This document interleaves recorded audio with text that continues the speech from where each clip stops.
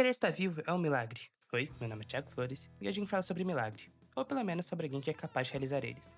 Mas antes, vamos apresentar ele e falar um pouco sobre sua história. O Senhor Milagre de Tom King reimagina o herói Scott Free, o Senhor Milagre, como um homem marcado pela angústia. Filho do Pai Celestial de Nova Gênese, trocado por Orion, Scott cresceu em Apokolips, sobreviveu ao horror de Guerra entre os Deuses. Na série de King, ele não escapa da depressão, desencadeada por esse passado. Embora seja o deus do escapismo, um enredo leva o leitor a acompanhar sua queda emocional e, por fim, sua inesperada evolução e superação, numa narrativa que mistura fantasia cósmica com dilemas existenciais. Logo no primeiro capítulo, vemos Scott Free desmoronar, após experiências traumáticas em batalha. Ele não aguenta mais a dor psíquica e tenta tirar a própria vida. Impacto visual chocante. Numa cena dupla, Scott aparece no chão do banheiro, com braços cortados, torna uma navalha encharcada de sangue. Esse momento de autoaniquilação estabelece o tom. Um herói capaz de escapar de qualquer armadilha da vida, nessa história não consegue fugir de seu próprio sofrimento. Darkseid, seu pai adotivo, personifica esse tormento.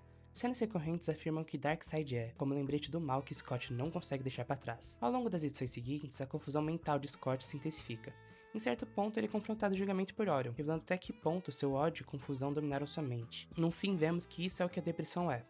Isso é o que Darkseid é. Scott começa a duvidar de seus próprios fatos, vendo correntes invisíveis prendê-lo cada vez mais. Sua visão de mundo fica totalmente distorcida, tanto que ele se afasta gradualmente de quem o cerca. Essa solidão é mostrada graficamente por quadros divididos, em forma de grades de prisão, onde Scott aparece isolado, mesmo quando Bard e seus amigos estão presentes ao seu lado. Na prática, ele vive preso numa armadilha invisível.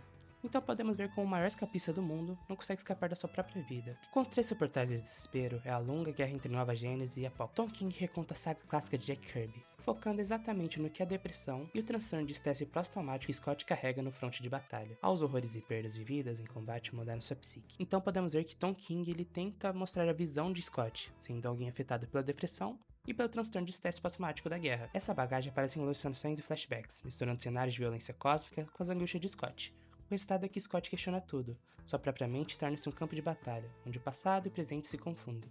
Em meio à crise, a vida comum com a esposa Barda surge como uma possível tábua de salvação. Barda está ao lado de Scott constantemente, oferecendo amor e apoio. Embora ele tenha dificuldade até de enxergá-la por causa da sua mente turvada, um momento chave ocorre quando descobrem que terão um filho. A notícia da gravidez dá a Scott um novo propósito. Ele encontra força para enfrentar seus demônios interiores em nome de sua família.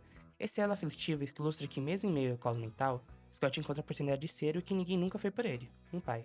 Vários momentos exemplificam a queda contínua de Scott. Além do colapso inicial, há cenas surreais como participações de programas de TV e encontros com mortos-vivos. Cada confronto revela uma parcela de sua alma despedaçada. Psicologicamente, ele se vê cada vez mais como Sísifo, empurrando sua pedra montanha acima. Consciente do absurdo de sua tarefa, mas incapaz de pará-la. Em Linhas Trágicas de um mito de Sísifo, Camus descreve Sísifo como um herói do absurdo, que encara a infinidade de seu esforço. Scott, assim como Sísifo, se revolta contra seu destino, repudiando a morte e valorizando a vida e o amor, mas paga esse preço terrível de cicatrizes emocionais. E Nietzsche também adverte: quem com monstros luta deve cuidar para não se tornar um também. E quando se olham longamente para um abismo, o abismo olha de volta para ti. Refletindo a jornada de Scott, ao enfrentar seus próprios monstros internos e o vazio que ameaça engolir. No capítulo final, surpreendentemente, a saída do labirinto não vem de forma esperada. Em vez de escapar de sua mente, Scott percebe que já encontrou a liberdade em outra direção. Em outras palavras, ao invés de fugir de sua vida, resolve enfrentá-la, escolhendo dar valor ao que tem. Essa escolha lembra Camus. Só resta Sísifo aceitar e até amar a pedra que carrega. Em suas palavras finais, é preciso imaginar Sísifo feliz. Isto é, encontrar sentido e alegria na própria luta. Scott finalmente interrompe a fuga. Ele fica. E no mesmo instante conquista uma forma de paz. No fim, Senhor Milagre não é sobre escapar de correntes, mas sobre aceitar que algumas delas fazem parte de nós. Scott não vence a depressão como quem derrota um inimigo. Ele aprende a viver com ela e a reconhecê-la e ainda assim seguir em frente. Seu verdadeiro milagre não é fugir da vida, e sim continuar existindo apesar dela. Quando Scott escolhe ficar, ele escolhe a viver. Ele escolhe amar Barda e cuidar do filho. Ele prova que o simples ato de permanecer é uma forma de resistência. Ele entende que a vida não precisa ser perfeita para valer a pena. Que mesmo nas falhas, no medo e nas quedas, ainda há beleza de continuar tentando. Talvez seja isso que Ser Milagre mais nos ensina. Todo dia em que a gente decide levantar, respirar e seguir em frente, mesmo sem saber para onde, é um pequeno milagre. Scott Free nos lembra que não precisamos escapar do mundo. Precisamos apenas aprender a viver dentro dele, um passo de cada vez. Então se você também se sente que está preso no labirinto, lembre-se, não há vergonha em cair, não há fraqueza em pedir ajuda e não há derrota em continuar vivo. Porque no fim das contas, querer estar vivo já é um milagre. Muito obrigado pela atenção. Até o próximo vídeo.